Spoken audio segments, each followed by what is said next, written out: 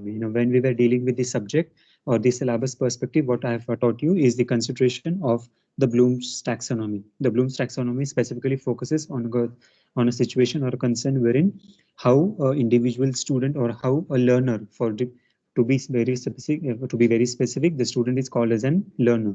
So how does he gets to know about the understanding from about the subject over a period of time, and what are the various terms that he will be learning from the different level. So first thing that is now here in this case, the concept that a particular learner or a student will be learning is called as a cognitive ability. And how does the cognitive ability develops? It develops with the help of respective course outcomes. So the first consideration now cognitive ability. Now it is in form, the Bloom's taxonomy is in form of a pyramid. Now this particular pyramid is of a certain concern or a situation wherein it keeps on growing from one level to another level. This particular level always improves and accordingly simultaneously from one end to another end, the Bloom's taxonomy keeps on increasing day by day. With respect to the first consideration of the Bloom's taxonomy is the concept of remembering. Now, in terms of your remembering, it specifically identifies about define the various terms in the economics. So, what is economics? What are the various terms that have been associated with the economics, and how do you understand the concept or the term economics? So, that is the basic understanding or basic level of understanding about what is the concept of economics in broader sense as well as in the shorter sense. So broad perspective as well as the narrow perspectives of Bloom's taxonomy with respect to the economics will be explained to you. The second cognitive ability that will be developed of a student is in the is with consideration of understanding. Now, in the first case, what is the consideration? That is, you are just learning various short terminologies, the basic concepts with respect to the economics. Now, a certain bit advanced level. This particular bit advanced level is the concept of understanding. Now, here at this stage, you can see explain the reasons for existence of firms and their decision making goals. Now, when do we say or when do we understand or when do we come forward to learn about the economics? We have to learn the economy, we have to learn about the country, we have to learn about the nation, we have to learn the performance of a particular individual economy, a group economy, and simultaneously we have to also deal with various firms. Now, what are the various different types of firm? Now, firm is a particular company or a particular organization or a particular business corporate which has been registered with the government and conducting the business activities.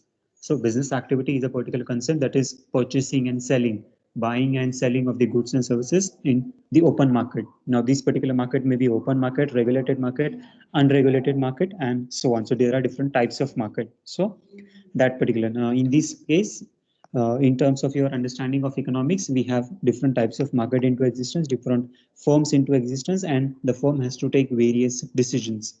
And what are those decisions from the economic perspective that will be dealt in chapter number 2. Chapter number 3, it is the concern of with respect to the Bloom's taxonomy is the concept of applying. Now, make use of the basic concepts of demand, supply, equilibrium, and the determinants. So what are the various basic concepts that have been associated with respect of economics? Now, whenever in further course of time or in the further course of your duration, whenever you will be dealing or understanding the concept of economics, the major concern that you have to focus, the major laws or the rules that you have to refer is in the terms of demand and supply factors. Demand in the sense, unless and until there is a demand from the economy, the product or the goods cannot be produced or it cannot be manufactured, and accordingly, the economic activity cannot be undertaken. In the same way, same case, whenever there is a demand, it has to be followed with the concept of supply. So, what from where does this particular supply comes from? It comes from the concern of the economic firm. So, whatever the firm that is into existence, that is the chapter number 2, that particular firm will be providing you the different types of goods and services. Demand forecasting, yes, at every stage, if you have to understand, you have to forecast what will be the demand or what will be the productive demand or projective demand in a certain future case. So with respect to the forecasting, that is looking into the future.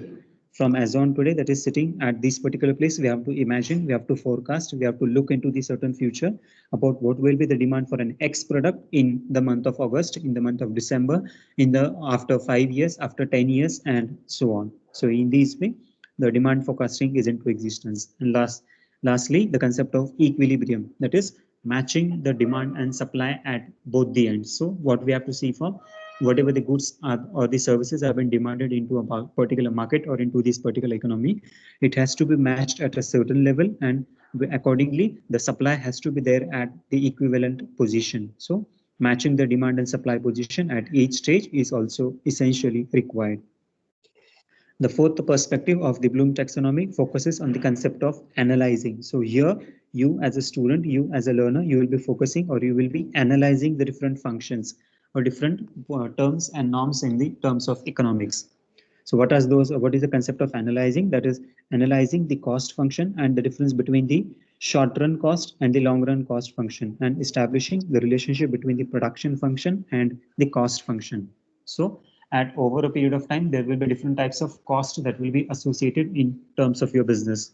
So that particular cost may be that the cost which is associated for a short period of time, and the costs which have been associated for a longer period of time.